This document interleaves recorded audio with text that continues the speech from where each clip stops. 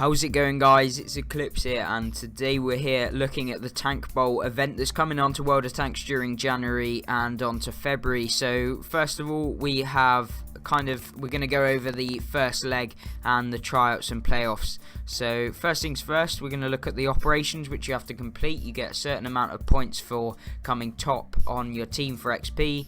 You then get some points for coming second and third, and then for like fourth and fifth. So we're going to have a look at the point system right now. So you have until the 1st of February to complete this. So what you want to be doing is getting onto World of Tanks. You want to hop on, you want to play either your American or German tryouts. So what you want to do is choose either an American tank that you own or a German tank that you own, and make sure that you're going to be pushing for either the American tryouts or the German tryouts. Now, to complete this, you have to get 100 points.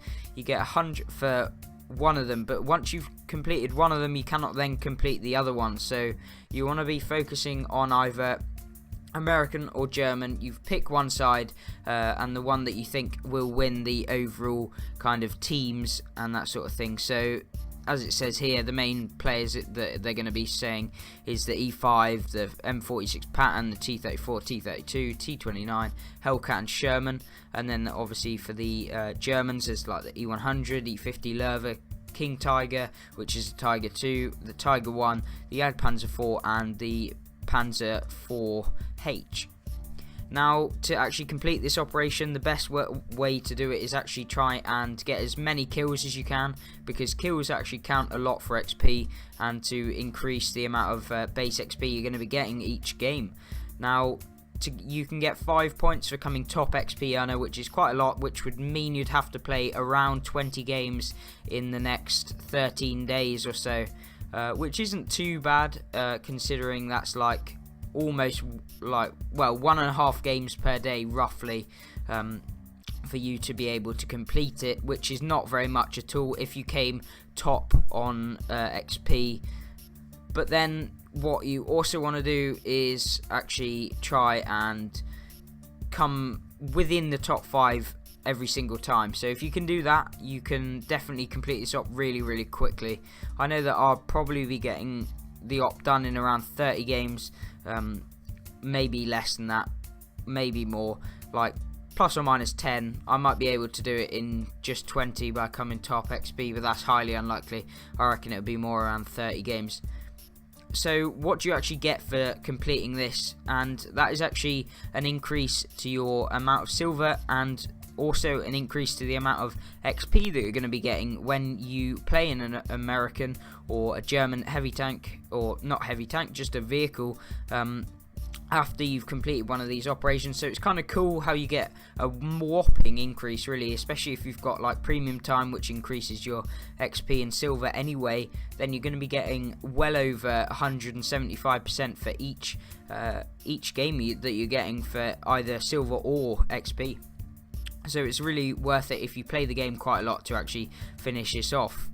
Obviously there's some bundles where you come with T7 combat cars, locusts, all sorts of things coming out, all with like a trained crew. So if you 54,000 gold, you get all of these tanks. Jeez, that is a lot of tanks. Gets things like the Super Pershing, the Freedom. Wait, you get both of them? That's a bit weird. Why would they give you 2 of the same tank, basically? So they can increase the price of the bundle. I mean, give you some really good tanks there. And then you've obviously got the German tanks as well. So the Panther 88, the Lerva, all sorts in that bundle. And you also come with all of the ops and everything as well. So it's quite good for maybe if you really do want to invest a lot of money into the game. That's probably the best way to go about it. You get a lot of premiums. Some of them might be things that you haven't necessarily seen very much, but obviously you get all of them stupid T7 car things that's been released. But I would definitely go with the German one if I was going to buy any of those, because I think, yeah, the tier 8 seem a bit better on the German one. Anyway, let's get back into the Tankbowl. So the kind of way it's going to laid out is once you've completed those 2 operations, either for American or German, you then move on to the playoffs, I believe. So once you've done that, you just have to keep playing in each tank, and you then kind of get XP, and I believe it's ranked on the most amount of XP, maybe, I believe, to do with... Oh, here we go. So we've got 15 points will get you 1 completion, so that will give you a random drop reward. I don't know what those random drop rewards, they haven't actually classified what they can be, but they'll probably give us some more information when it comes nearer the time.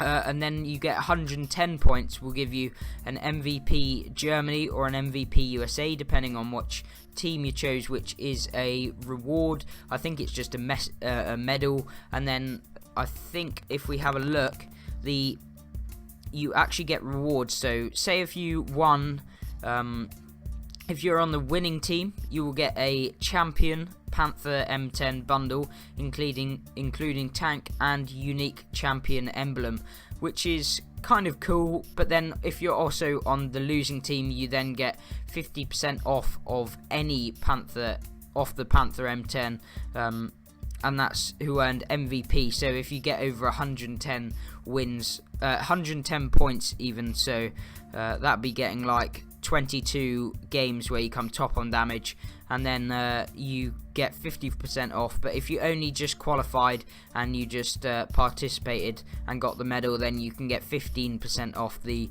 Panther M10.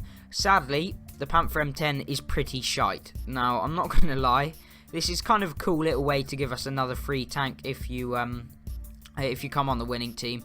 I'll definitely be choosing America because I feel like there'll be a lot more people playing the American tanks. There'll be more people participating for America, since the majority of players are actually American, although the German line does kind of come into effect as well. So if we can't actually have a look at the champion Panther M10, but we will definitely have a look at the Panther M10 to just show you some of the stats. I believe they may change the stats slightly, but I don't believe it would be too much of a difference, really. Where is it? I believe it is somewhere here. Panther M10. So here it is. This is a tier 7 German medium tank. It's a pretty decent one at that, although when you compare it to other actual tier 7s, it does get annihilated quite a lot, and it's got not very much armor. You've got 100mm of frontal turret armor, which is not really that good. You've got 85mm of frontal hull armor, which is decent, although you're not going to be bouncing very much unless you really try and angle as best you can. But in a tier 7 game, most things will go through you no matter where they aim. Even if they hit probably the gun mantlet, it would still go through. And that's why this tank is kind of quite hard to play. So even if you do manage to pick it up, it's going to be a tank where you're going to need quite a bit of skill to actually pull off some really nice damage games. Its gun is not necessarily that good either. You're only doing around like 130 damage every single shot, which is pretty shoddy. So really, you're not going to be missing out too much if you do not participate and actually try it out and try and get some games in to try and win. But other than that, it's really just trying to get another free tier 7 premium, really.